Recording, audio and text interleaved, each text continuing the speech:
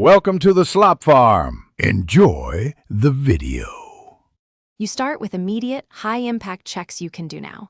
Verify power and tank valve are open, reset the breaker if tripped. Drain the tank by opening the drain cock until only air comes out because water reduces capacity and corrodes valves. Check oil level and belt tension to avoid lost compression from friction. Listen for hissing to find loose fittings, tighten quick connects and unions. Once done, move to the regulator and pressure switch adjustments to isolate the next cause. Now you dig into the mid-level problems that commonly block pressure build. Start by isolating the pump from the tank.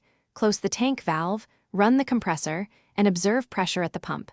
Then open the tank valve and watch for backflow, which indicates a faulty check valve. Compare pump and tank gauges.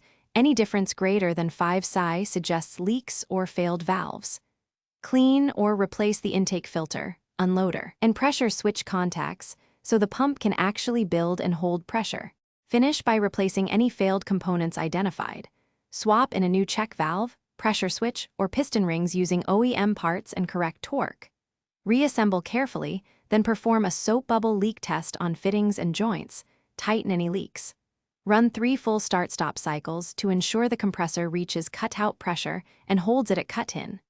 If pressure still won't build, perform a wet compression test to assess piston/cylinder sealing. And if results are poor, consider professional overhaul or pump replacement. Thanks for watching. Consider subscribing if we helped you today.